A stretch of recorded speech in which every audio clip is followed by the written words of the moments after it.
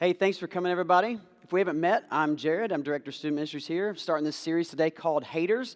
The reason I wanted to start and do this series is because I believe, if you're anything like me anyway, you've got haters in your life. I have some haters that I think don't really like me, and I think we all kind of have these people in our lives, whether it's at work or, gosh, maybe it's not for me, but maybe your in-laws. Maybe there's somebody in your life who's making your life difficult. They're always telling you how to do your job better, how to do this better. And you can just feel, you know how you can feel a hater just looking at you from across the room? Like you know when they're hating on you. Like you walk into the lunchroom or you walk into the business room to sit down for a meeting. And there's just kind of like this feel you get from somebody. And maybe they've never said anything outright, but you're like, oh boy, the hater's going to hate, right? They just come at you from all directions. They come at you from social media. Oh my goodness. How did they even get in your Facebook feed? You had to friend them as an ad, and they don't have a button that says, yeah, you can look at my stuff, but you're still a hater. Like, they don't have that button. Wouldn't it be great if you could define that, right?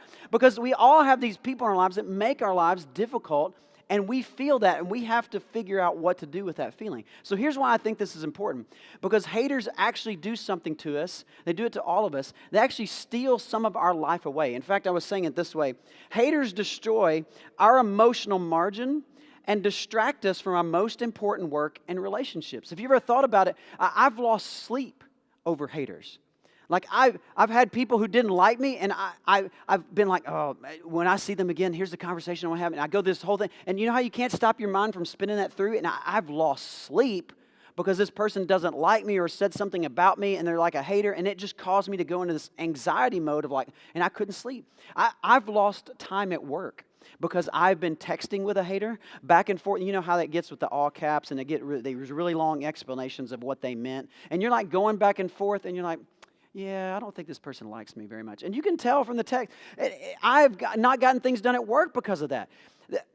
There are actually the times that I haven't gone to an event because I thought, oh, that person's going to be there. And I know it might be fun if they weren't going to be there, but I don't really want to go now that they're going to be there. And you've done this too. You've avoided great situations because somebody else is there that you don't want to be around it because you feel like there's just a tension there that you don't want to have to deal with. This is why I want to do this series, because I think that's really not good. I think that forces us into a corner, and we end up doing one of two things. I end up being on both. I can be either one of these people, depending on the relationship or the circumstance. But I know that I respond to haters in two specific ways. In one way, a hater comes at me strong, and I come back even stronger. Oh, buddy, you about to get it now. You bring the hate, you better get ready for some hate coming back, right? And I respond with, oh man, I get angry and I get upset, and I love to tell people behind the scenes what I'm going to say and what I'm going to do later to that person that I actually don't say and actually don't do. But you get my drift. It causes me to start hating that person back, or in certain situations, I start to hate myself. Because I figure, well, if that person would say that to me, it might be true. And maybe I'm not really good at that. And maybe I don't deserve that. And maybe that's who I am. And I'm just not a good person. And I can go either way with that. But in either of those situations, I think it's unhealthy for us to deal with haters in that way. And so what I'd like to ask you this morning is a very serious question. I'd like you to help me over the next few weeks as we go through the series to figure out the answer to this question. How do I shake off them haters? I was going to spell it them, and then Matt Johnson told me, no, you have to spell it with the common vernacular, dim. So that was a Matt Johnsonism. But how do we do this? Like, we know what the effect is going to be of a hater in our life. We know what's going to happen. But how do we deal with it? What are we actually supposed to do? If we're not supposed to hate them back and get angry and gossip about them and do things back to them, and we're not supposed to hate ourselves, what's the other choice? Where do we go with this? So here's where I want to go with this today. I want to try to start talking about a subject on the opposite end of hate. It would help us understand it. It's called love. See, I think we can approach hate from the aspect of love, just like people who spot counterfeit money. You know that when they train people to spot counterfeit money, they only show them true $100 bills and true $50 bills. They don't show them any counterfeits. They sit in a room and they study the real thing so well that when they see a counterfeit, they just know it. That's what I want you to do with this hate thing. So you're looking at me and going, okay, if we're going to stay loved, why don't you call this series Lovers? Because one, that's awkward. And two, you shouldn't need another reason. It's just awkward, okay? So it's called haters because we want to deal with the haters, but we're going to talk about how to get there through love. I know you're already confused, so let's talk about the person I want to talk about today who is named Jesus, right? Here's why I picked to talk about Jesus today. Jesus was brand new on the scene in the world of thinking about love. If you go back and look what people thought about love before Jesus came along, he changed the way people thought about love. The way he lived and what he taught changed our culture based on what he says about what love is. And there was a guy that followed Jesus named John. Now, John was one of his closest friends while Jesus was here on earth. And John actually wrote one of the biographical accounts of Jesus' life. It's actually called John. So you start the New Testament, the biographies of Jesus' life, Matthew, Mark, Luke, and John. Is probably in your Bible in that order if you look in the app at Matthew, Mark, Luke, and John. So it's right there, but we're not going to look at the biographical account that John wrote. Actually, if you move past all the other writings in the middle are mostly by Paul of the New Testament, you move to the end in the order that they're usually placed, you have letters. And at the end of these letters, there's 3 short little letters by John where he's writing encouragement to believers and Christians who are dealing with haters in their context. He's writing to them because he knows that they are dealing with Roman people who are trying to figure out why is this Christian movement being so successful, and they're dealing with Jewish people who are going like, what are you guys doing? You're saying that a man rose from the dead. That's crazy. There's no way. Only God can do that. He can't do that. And so they're being beat up from 2 different sides, and so he's writing to them, telling them what to do about haters. And in this section, this little passage we're going to show you, I want to show you this verse, how John starts it. He says, "Dear friends, let us love one another, to which we all in the room go, obviously."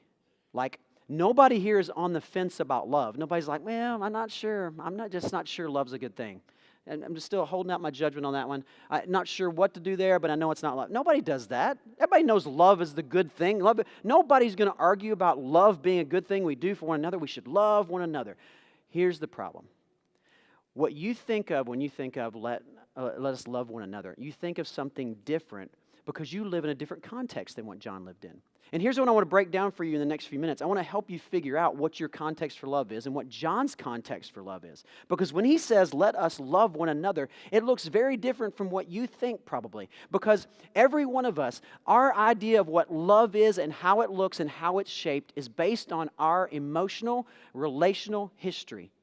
How you dealt with your parents and how they dealt with you helps you figure out what love is. How you dated in high school and the way people broke up with you or didn't break up with you or whatever happened, that goes into how you figure out love. And all these different relationships you have at work and all the different people you try to have friendships with, and those friendships have now moved away and you've lost touch and all that stuff, all that goes into understanding. And when you hear let us love one another, I just want you to understand, you don't necessarily see this the way John sees it.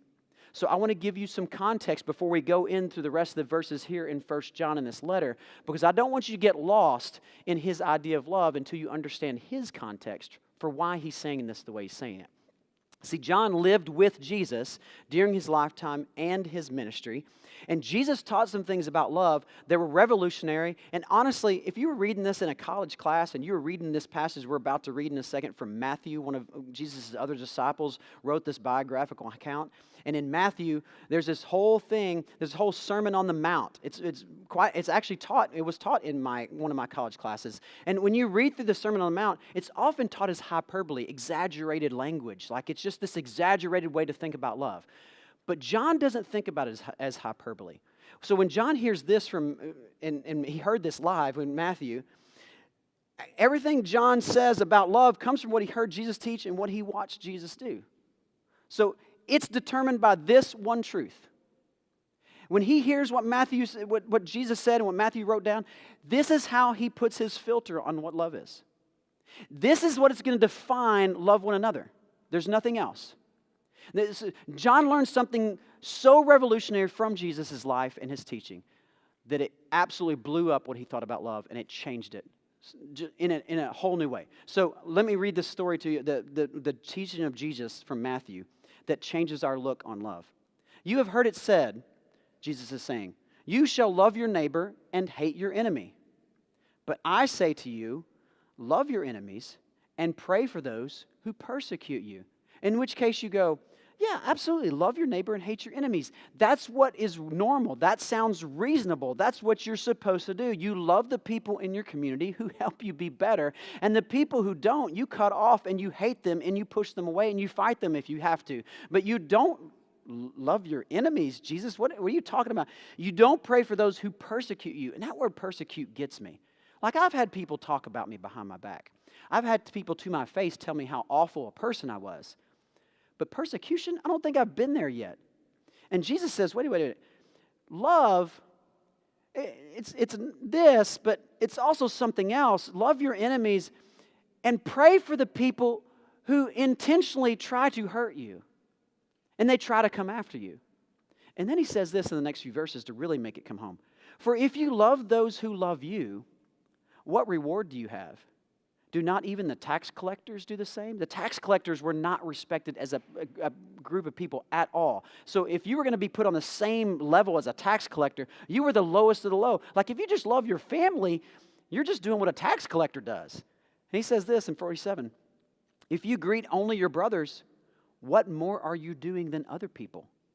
Like, if all you do is make sure you say hi and treat well the people that are your brothers and your family and your friends and the people that are close to you, you're not any different than anybody else. And this is what's so crazy as John's writing this thing, love one another. He remembers this being said by Jesus in front of all these people on this mountainside. And he's teaching all these people and he's telling people, look, love your enemies. And you're saying, yeah, but it's hyperbole, it's exaggeration. He just means like raise the level of love, like just love people better. No. John also watched Jesus. On the night before Jesus would die, he sits around with his disciples in that last dinner they have together. And before they sit down to dinner, Jesus says, hey, I'm going to wash all of your feet. And they protest, no, Jesus, don't wash our feet. You shouldn't be doing that. You're our teacher. Don't do that. We'll wash our... No, Jesus is like, listen, if you want to be a part of what I'm doing here, let me wash your feet. And so they all let him wash their feet. And he washes all 12 disciples' feet sitting around that circle. He even washes the feet of a guy named Judas who betrayed Jesus for 30 pieces of silver. And later that night, right? Judas had his feet washed by this guy. And later that night, he hands him over to the Roman guards to arrest Jesus right there in the garden. And then this guy, Peter, one of the other Jesus followers, he's going to try and protect Jesus. Like, he's fired up. He's a fiery one. And he pulls his sword. And I know John is like watching this going like, dude, what are you doing? There's Roman soldiers. You are dead meat. And I don't know if Peter's just bad with a sword. He's got bad aim, or maybe he was so nervous he couldn't hit, but he misses the guy completely and he cuts off this guy's ear. And Jesus goes, oh, what are you doing? Stop it, Peter. Put your sword away. And he picks up the guy's ear, the Roman soldier who's going to take him to be beaten and flogged and eventually crucified. And he puts the guy's ears back on. He said, Peter, hang back. And then John watches as Jesus is hanging on a cross, dying, and in his final breath, just trying to breathe. And John is standing next to Jesus' mother, Mary, and Jesus looks at John and says, John, take care of my mother, because I'm not going to be able to take care of her. And John's like, yeah. And then he hears Jesus say these words, Father, forgive them. They don't even know what they're doing. Now you tell me, does that change the way you think about what Jesus said? And he said, love your enemies and pray for the people who persecute you.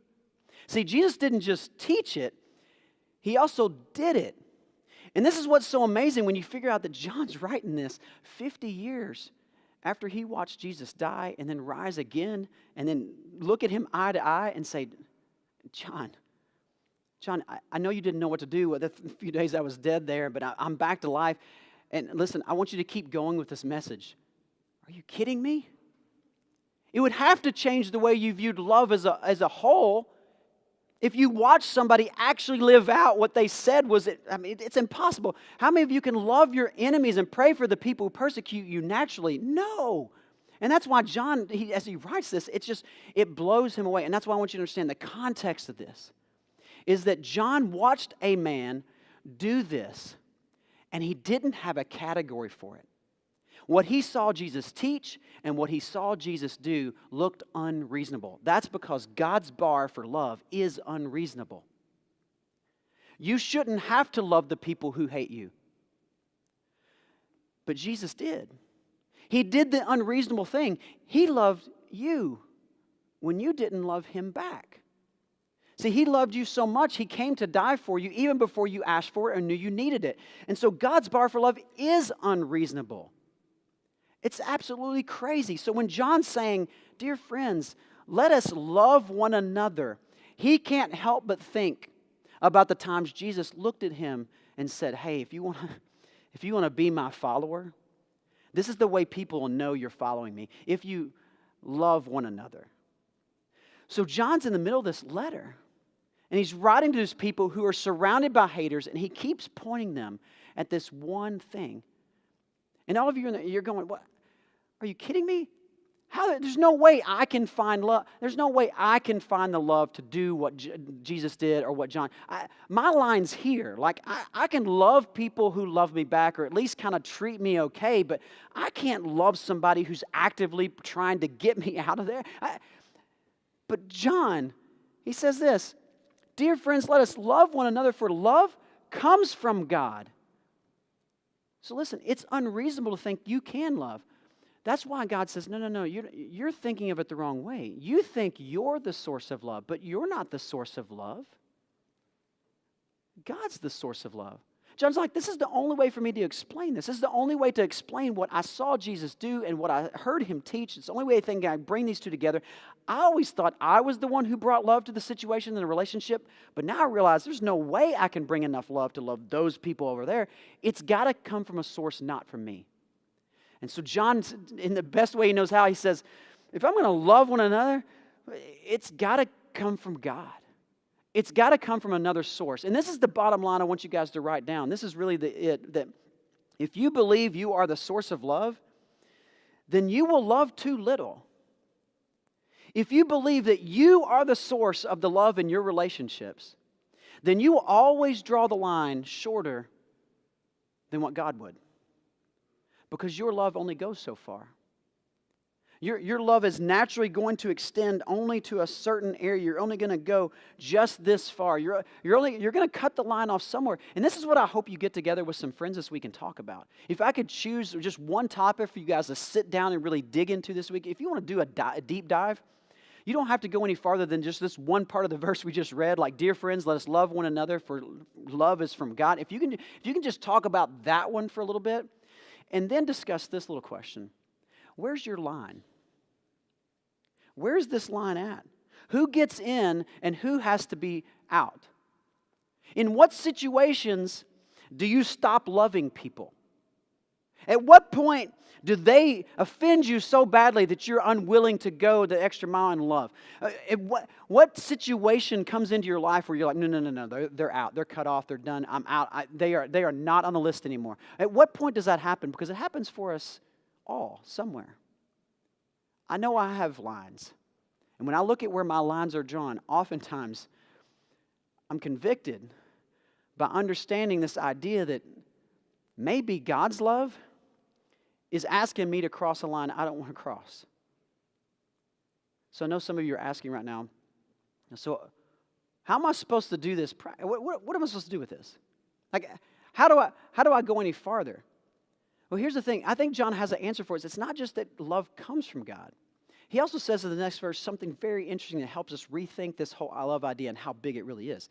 He said, everyone who loves has been born of God and knows God. And whoever does not love does not know God, because God is love. He's not only the source of love.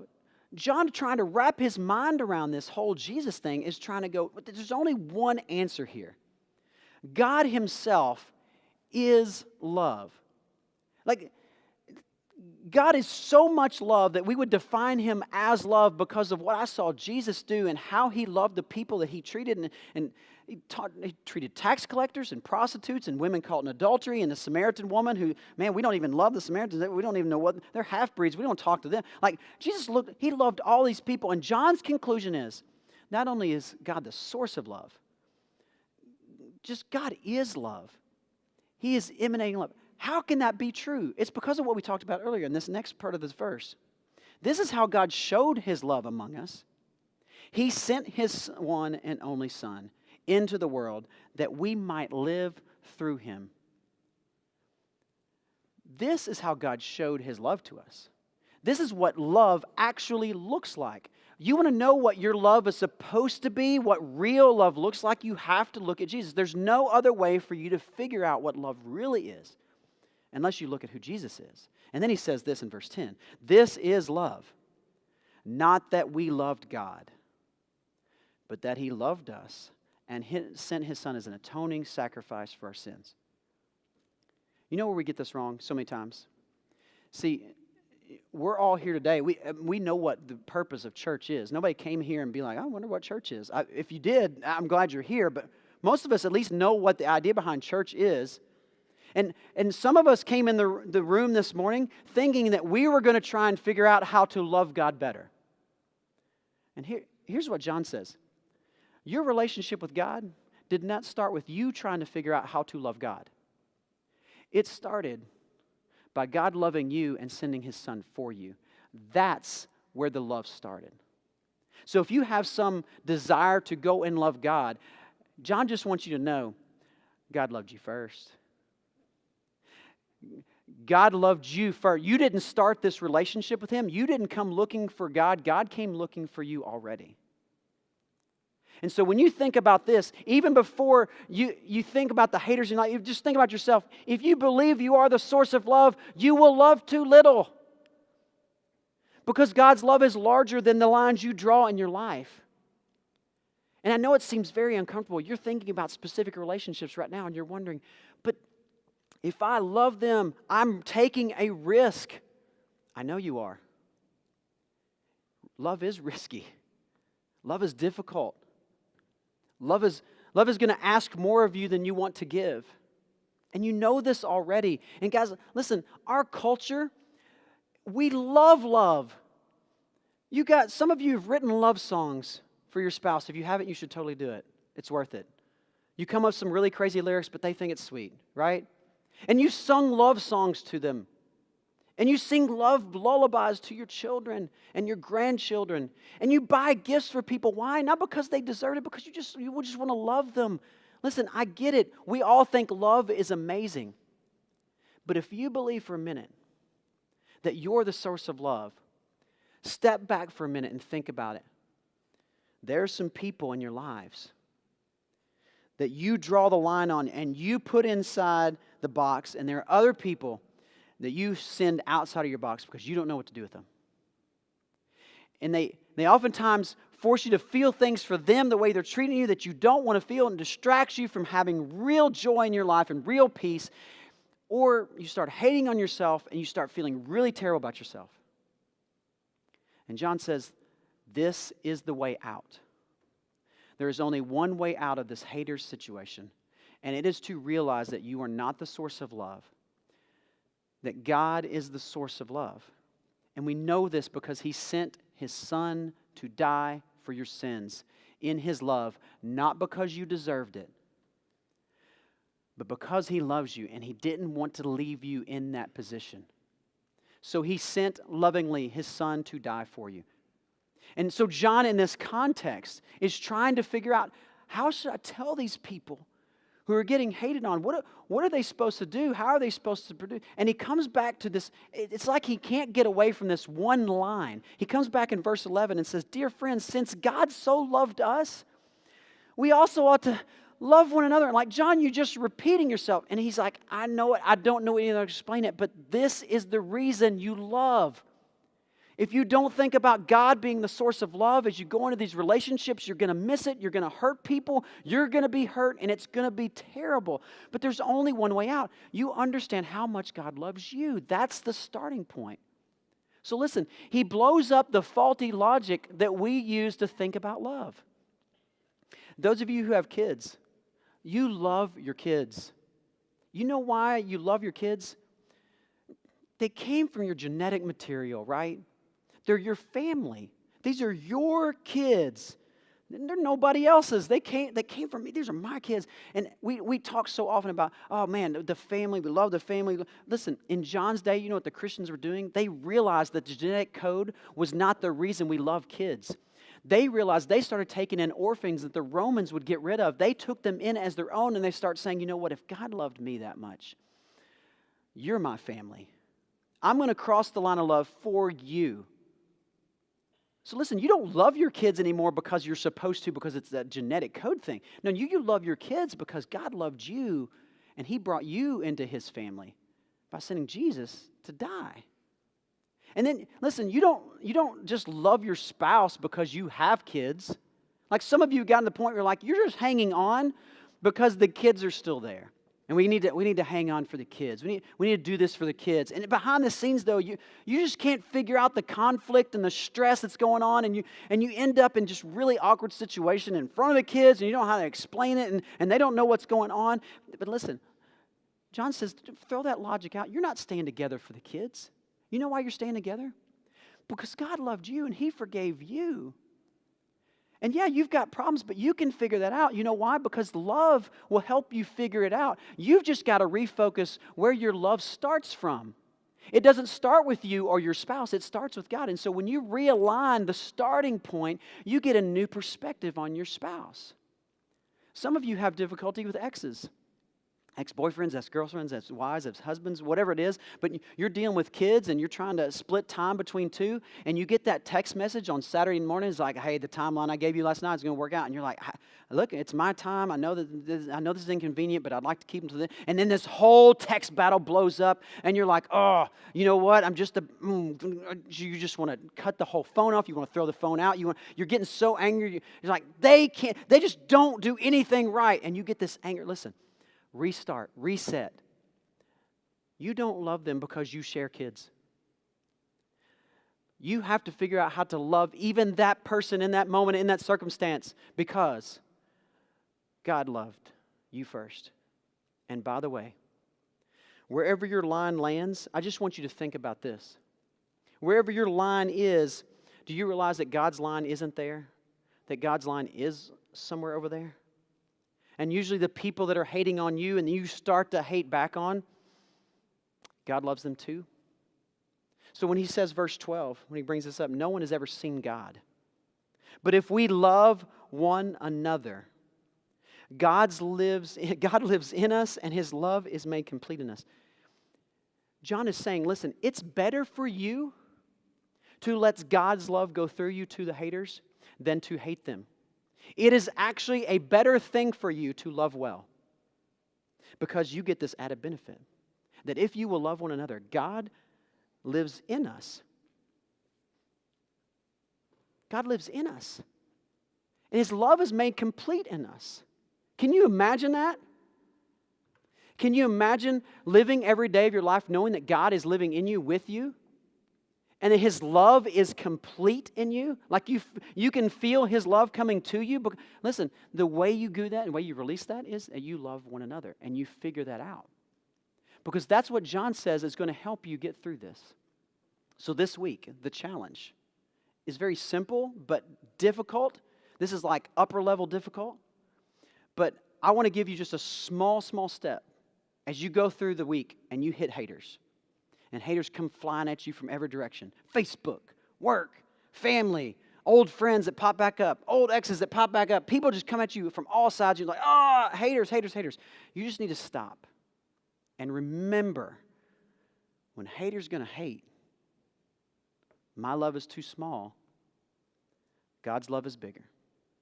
That is the truth you have to remind yourself of this. You may not know what to do with your ex. You may not know what to do with your in-laws. You may not know what to do with your coworker or your boss or your kids or whatever it is that's causing you stress and the haters are coming out. You may not know what to do yet.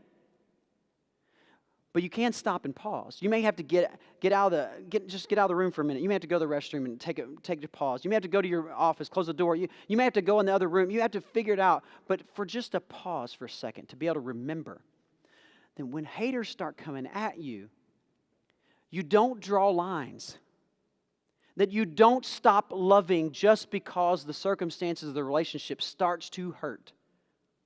Now listen, some of you are asking the question, but what about this relationship? It's toxic, it's abusive, it's neglectful. I'm not asking you to stay in that. I'm not asking you to receive abuse. That is not what this message is about. That's not what the next 2 weeks is about.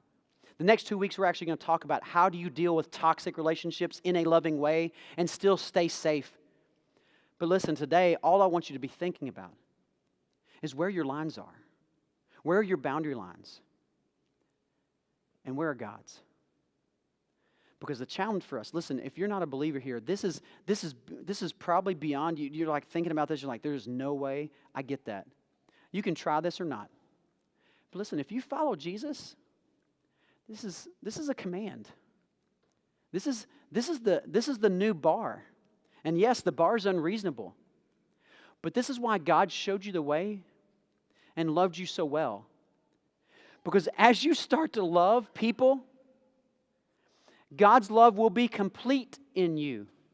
And so where you didn't think you could love, you can love. Not because of your love, because of His love. And if you can start seeing yourself as an avenue, as a channel for the source of love, to love the people in your life, even when they don't love you back, you will find that God lives in you. And His love is made complete in your life. And that is one of the most powerful things that anybody can experience in this world. And I don't want you to miss it. So this week, today, this afternoon, figure out how you're going to remember to stop and pause and remember where your lines are and where God's lines are. And His love is always bigger than yours. Let me pray for you. God, thank you so much for Jesus, for His example, that He didn't just say this, He actually did it. And God, by looking at those two things, God, it just changes the way we think about our own love. God, please help me to understand how to do this. When I feel like hating other people because they're hurting me or persecuting me or talking about behind my back, when I have to face that, God, give me the strength to pause and remember that you died for that person as well. And God, help me remember in that moment that my response should be out of love, not by some other desire in me, not selfishness and not revenge and not self-hate, but it's all got to come back to this one thing, that God, you loved us first. And so God, I pray that you'd help everyone here as they go their way to help them figure out how to love even the haters. And that they would do this in a way that would change their relationships and the way people respond to them. Because, God, your love is bigger than ours. And we want to make sure that we're loving people with the same love that you give us. So it's in your Son's and we ask it. Amen.